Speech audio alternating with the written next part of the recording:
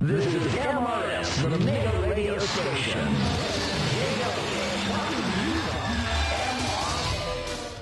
What happens when you take Outrun and try to make it into a Saturday morning cartoon?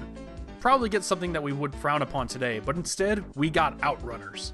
Released in arcades in 1992, Outrunners is an over-the-top competitive take on the Outrun formula that expands upon pretty much everything that made the original a classic.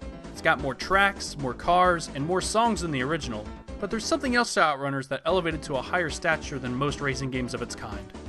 The first thing you'll notice about Outrunners is its dual cabinet configuration, bringing proper competitive multiplayer to the series. If you were lucky enough, it was even possible to have 8 cabinets hooked up for some massive cross-continental multiplayer races. When you start up the game, you immediately choose your car and duo. Each car has their own unique speed and handling characteristics, as well as a driver and passenger. All of these characters are based on some kind of stereotype, but it's all in good fun. You've got your rich Testarossa driver, nerdy couple, bodybuilders, wet bandits, and so on. And with that, your trek across the globe begins.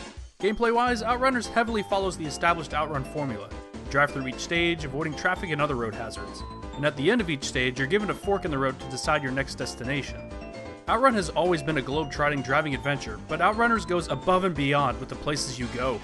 There are over 30 different locations to power your way through, stuff like amusement parks, massive bridges, deserts, underwater passages, you name it. So from the looks of it, Outrunners is a nice upgrade to traditional Outrun with just more stuff, but man, is it so much more than that! Which brings me to the game's presentation. Outrunners follows in the footsteps of Power Drift by being a super scalar technical marvel. The amount of stuff on screen, the gorgeous sprite work, and that sense of depth and speed are second to none. While Outrun's courses had a few hills to contend with, Outrunners courses are full-on roller coasters in comparison. Outrunners World gives off this massive scale and scope that only Sega could make in the arcade, and that's also thanks to the incredible sound design. The soundtrack is filled with all the familiar tunes that you know and love, as well as some new tracks to jam out to. But all the classic Outrun songs have been rearranged by different composers within Sega. Ever wondered what Passing Breeze would sound like if it was done by Takanobu Mitsuyoshi? You know, the Davetona guy?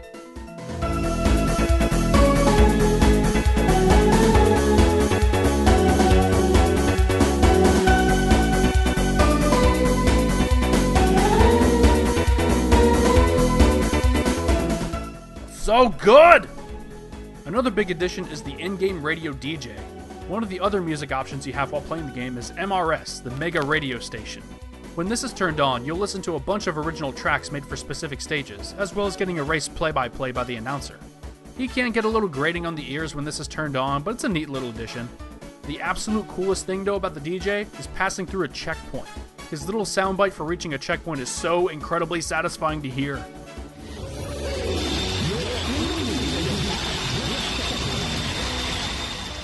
In the end, Outrunners is a great racing game that is absolutely fitting of the Outrun name.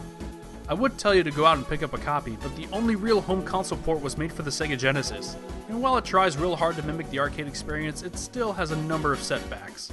Your best option if you don't have it at a nearby arcade is on MAME, which is how I recorded it here. It works great with a steering wheel and pedal setup, so you can easily bring that arcade experience home.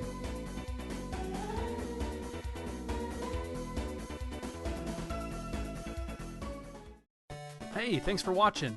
If you like this kind of stuff, be sure to subscribe to Saturnology for more videos like these, and also check me out on Twitter, Facebook, and Patreon. Thanks.